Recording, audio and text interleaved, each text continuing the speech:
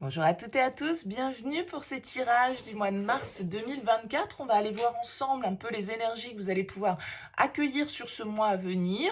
Bien sûr, toujours à prendre avec le recul nécessaire, ça reste une guidance générale. C'est normal si ça ne vous parle pas, vous prenez uniquement si ça vibre pour vous.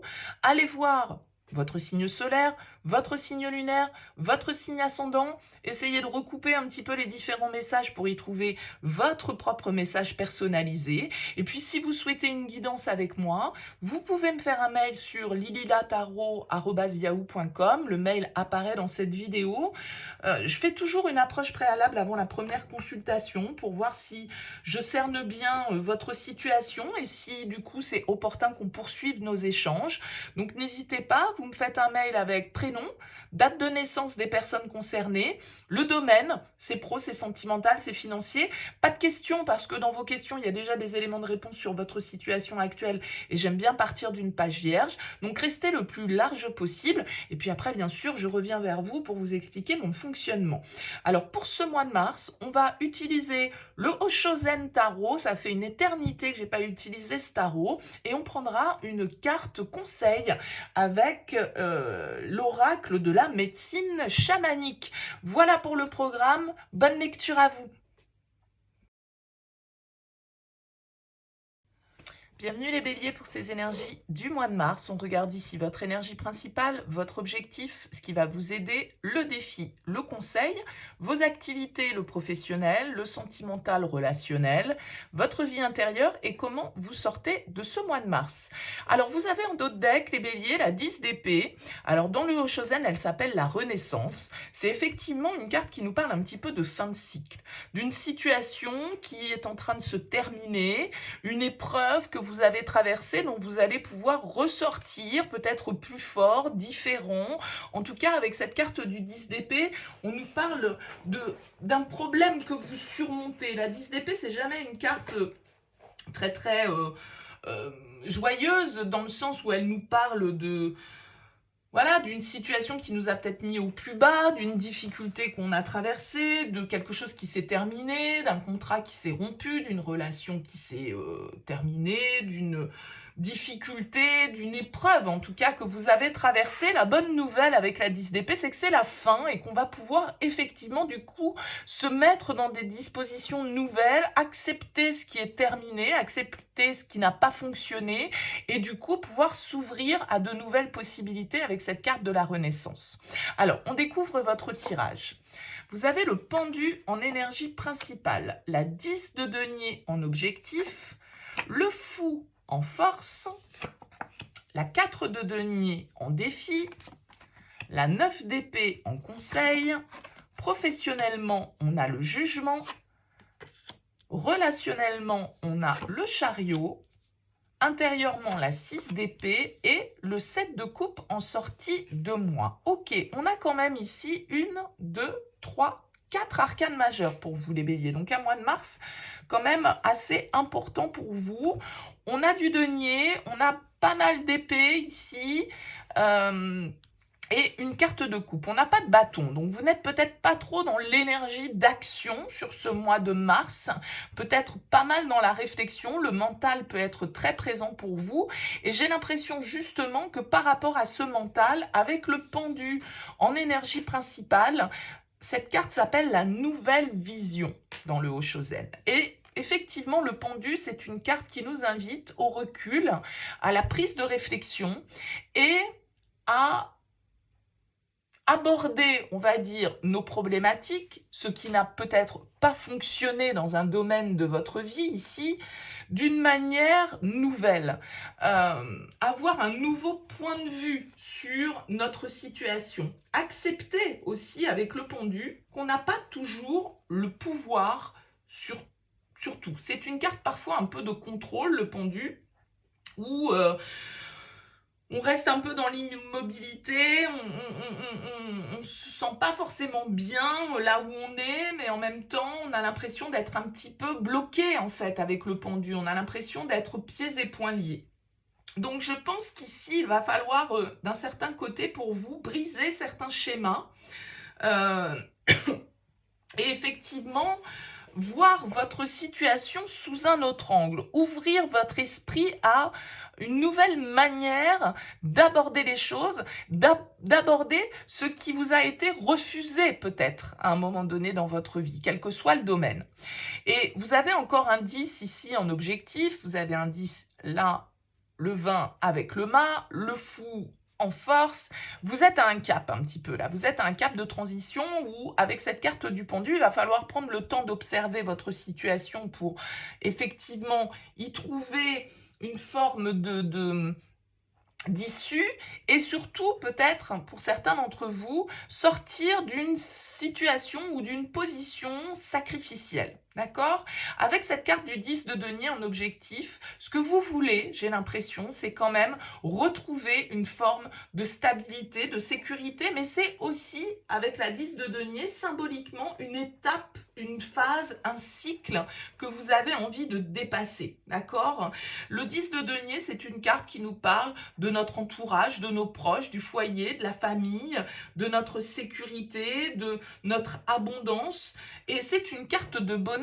Donc peut-être que tout simplement, ce que vous voulez, c'est vivre bien, équilibré, entouré des vôtres, profiter des personnes que vous aimez et en même temps construire une forme de cocon ici dans lequel vous allez vous sentir en sécurité. Ok ? Il y a quand même dans votre tirage l'idée de devoir ouvrir les perspectives vers une forme de nouveauté et de dépasser sans doute certains blocages psychologiques, entre guillemets, des pensées qui vous limitent, des peurs qui vous retiennent. Le fou en force, il vous indique que vous êtes capable d'expérimenter, vous êtes capable de sortir de votre zone de confort. Alors, vous avez les deux antipodes ici, c'est-à-dire la zone de confort en défi et l'aventure en force. Donc, je pense qu'ici, il y a une partie de vous qui a besoin de sécurité, qui a besoin de se sentir protégé, qui a besoin d'avoir tous les feux au vert pour pouvoir agir, ok? Simplement, eh bien, c'est peut-être là-dessus qu'il va falloir changer votre point de vue, changer votre manière d'envisager les choses. Parce que c'est peut-être justement en sortant de votre zone de confort sur ce mois de mars que de belles choses et que le renouveau va pouvoir s'opérer. Si vous restez dans la zone du connu, si vous ne changez pas, on va dire, votre méthode ou votre approche, eh bien les résultats seront identiques. Et les résultats, peut-être qu'à un moment donné, ici, ils ne vous conviennent plus. Donc s'ils ne vous conviennent plus, il va falloir oser. Il va falloir se lancer un petit peu dans une forme d'aventure, d'inconnu et prendre des risques ici. Et justement, comme je le disais, le défi, c'est la 4 de denier, c'est de ne pas acceptez que vous ne pouvez pas tout contrôler, les béliers. Acceptez que tout n'est pas entre vos mains et qu'il y a une partie d'imprévu, qu'il y a une partie d'inconnu, quel que soit encore une fois le domaine de votre vie. Ça peut très bien être relationnel, ça peut très bien être professionnel. Vous avez deux arcanes majeures dans ces domaines-là, donc voyez comment ça vous parle, mais vous ne pouvez pas tout maîtriser. Le confort, la sécurité, tout ce qui est stable et connu, ok, c'est bien, mais si vous voulez passer un cap, si vous voulez passer une étape, si vous voulez du renouveau, eh bien, il va falloir aussi, du coup, mettre un petit peu les pieds en dehors de cette zone. D'accord? Et en même temps, à partir du moment où vous allez mettre le pied en dehors de cette zone de confort, il va falloir que vous acceptiez que vous n'allez pas pouvoir tout contrôler. Si par exemple, au niveau professionnel, vous vous lancez dans un nouveau domaine, vous acceptez un nouveau poste où on vous confie de nouvelles fonctions, quelque chose que vous n'avez absolument pas expérimenté jusque-là, dans lequel vous êtes novice totalement. Bon, voilà, il va falloir accepter de repartir à zéro et en même temps, c'est aussi ça l'évolution, c'est aussi ça qui nous fait progresser, qui nous fait évoluer. Et je pense qu'ici, le 9 d'épée en conseil vous dit, mais ne ressassez pas, n'envisagez pas les choses sous la forme négative. Voyez les choses d'un côté positif. Ne vous laissez pas happer par vos peurs, par la peur de l'échec, par la peur de ne pas y arriver, par la peur de ne pas être à la hauteur. Le 9 d'épée, c'est nos insomnies, c'est toutes ces idées un peu paralysantes qui nous maintiennent en bas, d'accord, qui nous maintiennent dans l'obscurité. Cette carte ressort en conseil, donc on vous invite à dépasser ça. On vous invite à dépasser votre mental à sortir, se libérer en fait un petit peu de l'inquiétude et à envisager les choses sous un aspect positif, d'accord? Au niveau pro, comme je le disais, ça peut très bien être dans ce domaine de vie que les choses se passent parce que vous avez le jugement. Le jugement vous dit au-delà de l'illusion, ok? La carte du jugement, c'est une carte qui nous demande de faire le bilan. C'est une carte qui nous demande de prendre conscience de notre place, de ce que l'on veut, de ce que l'on ne veut plus, de ce que l'on... c'est comme une prise de conscience, en fait, le jugement. C'est un appel que l'on entend intérieurement et que l'on se doit d'écouter. C'est une vérité qui se fait pour nous et qui nous fait évoluer, qui nous fait changer. Et comme je le disais, c'est un peu l'histoire du bilan. Donc le bilan, une fois qu'on l'a fait et qu'il nous donne une conclusion, eh bien voilà, il nous faut accepter cette conclusion et voir la vérité où elle est. Symboliquement, vous avez peut-être une page à tourner dans votre vie professionnelle, une étape à franchir, une compréhension sur vous-même, sur vos propres besoins à avoir. D'accord? Et peut-être que pour certains, avec le jugement, c'est d'anciens projets, d'anciennes idées que vous avez envie de remettre au goût du jour. C'est en tout cas, elle ne s'appelle pas la Renaissance dans le Hoshozen puisque c'est la 10 d'épée, mais symboliquement dans le tarot, le jugement c'est le phénix, c'est celui qui renaît de ses cendres. Donc il y a vraiment ici une renaissance à accueillir, mais en changeant d'état d'esprit, en changeant de point de vue, en sortant de sa zone de confort et en affrontant ses peurs ici, les béliers.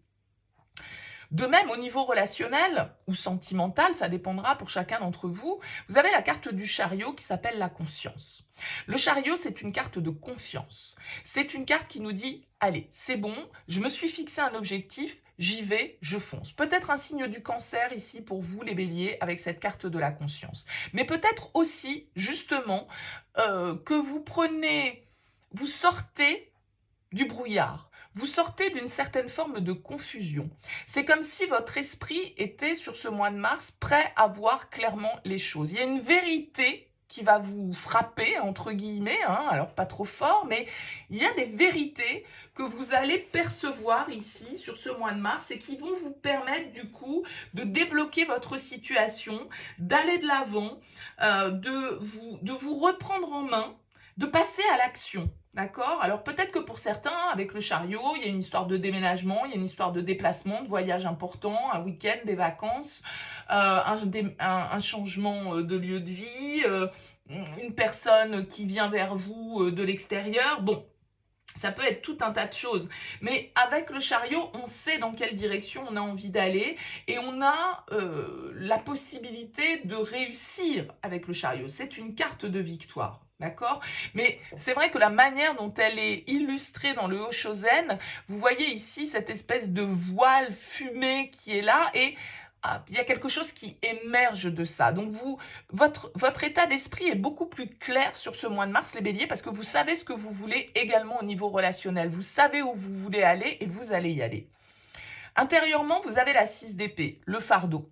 Vous acceptez de laisser derrière vous, pour moi, certaines choses qui sont trop lourdes. Le 6 d'épée, symboliquement, il quitte la 5 d'épée, qui est une carte un petit peu de jugement, de ruse, de situation comme ça un petit peu. Et j'ai l'impression que, encore une fois, vous passez de l'obscurité à la lumière intérieurement. Il y a quelque chose qui s'éclaircit. Vous acceptez aussi sans doute de laisser le passé derrière vous, de préparer, on va dire, l'avenir avec de meilleures prédispositions. Il y a peut-être franchement certains d'entre vous qui ont envie de bouger, qui ont envie de déménager, qui ont envie de voyager, qui ont envie de partir d'où ils sont. Ça peut tout à fait être ça.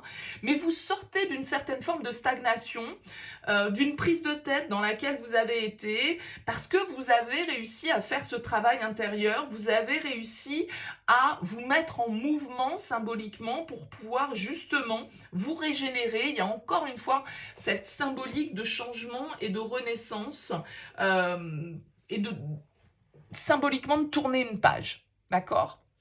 Alors, vous terminez ce mois avec la 7 de coupe. Les projections. Oui. Plusieurs possibilités ici s'offrent à vous peut-être, les béliers. Le plus compliqué, ça va être de savoir quelle est la bonne direction pour vous.